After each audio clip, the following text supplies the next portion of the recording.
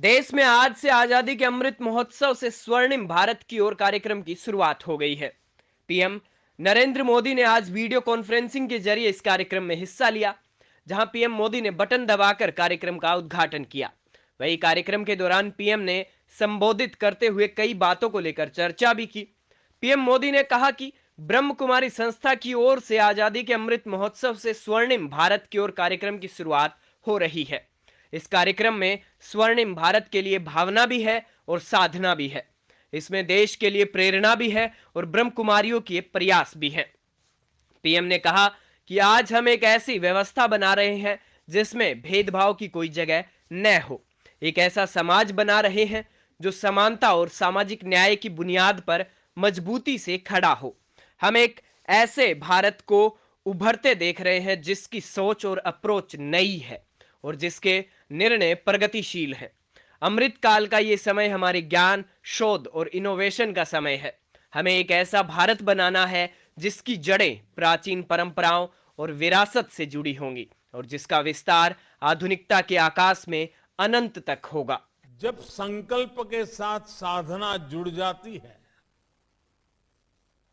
जब मानव मात्र के साथ हमारा मम भाव जुड़ जाता है, अपनी व्यक्तिगत उपलब्धियों के लिए इदम न मम यह भाव जागने लगता है, तो समझिए हमारे संकल्पों के जरिए एक नए कालखंड का जन्म होने वाला है, एक नया सवेरा होने वाला है।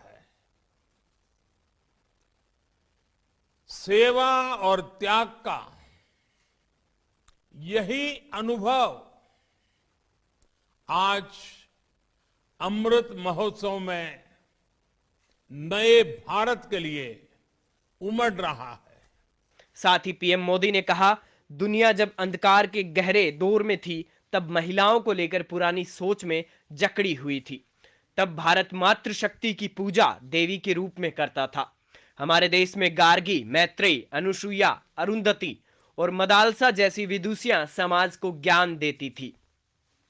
कठिनाइयों से भरे मध्यकाल में भी इस देश में पन्नाध्याय और मीराबाई जैसी महान नारियां हुई।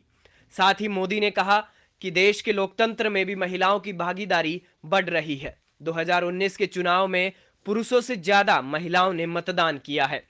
आज देश की सरकार में बड़ी बड़ी जिम्मेदारियां महिला मंत्री ही संभाल रही हैं। जिस बदलाव का नेतृत्व खुद अब समाज कर रहा है, हमें अपनी संस्कृति, अपनी सभ्यता, अपने संस्कारों को जीवंत रखना है। अपनी आध्यात्मिकता को, अपनी विविधता को संरक्षित और संवर्धित करना है और साथ ही टेक्नोलॉजी, इंफ्रास्ट्रक्चर, एजुकेशन, हेल्थ की व्यवस्थाओं को निरंतर आधुनिक भी बनाना है। और अमृत महोत्सव में देश जिन स्वाधीनता संग्राम के इतिहास को याद कर रहा है, उसमें भी कितनी ही महिलाओं ने अपने बलिदान दिए हैं। कित्तूर की रानी चेन्नम्मा, मतंगिनी हाजरा, रानी लक्ष्मीबाई, वीरांगना झलकारी बाई, वहां से लेकर सामाजिक क्षेत्र में अहल्याबाई होलकर, सावित्रीबाई फुले, इन देवियों ने भारत की पहचान बनाए रखी। आज देश लाखों स्वाधीनता सेनानियों के साथ आजादी की लड़ाई में नारी शक्ति के इस योगदान को याद कर रहा है और उनके सपनों को पूरा करने का प्रयास कर रहा है। और इसलिए आज सैनिक स्कूलों में पढ़ने वाले का बेटियों का सपना पूरा हो रहा है। अब देश की कोई भी बेटी राष्ट्र रक्षा के लिए सेना में जाकर महत्वपूर्ण जिम्मेदारियां उठा सकती है।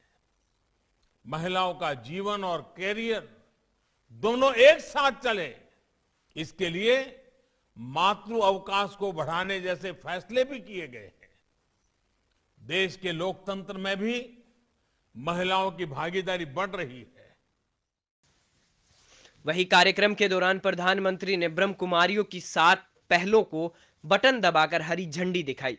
इनमें मेरा भारत, स्वस्थ भारत, आत्मनिर्भर भारत, आत्मनिर्भर किसान, महिलाएं, भारत की ध्वजवाहक, अनदेखा भारत, साइकिल रैली, एकजुट भारत, मोटर बाइक अभियान और स्वच्छ भारत अभियान के तहत हरित पहलें शामिल हैं। इस कार्यक्रम के दौरान ग्रेमी अवार्ड विजेता रिकी रेज की ओर से आजादी के अमृत महोत्सव को समर्पित एक गाना भी जारी किया गया है।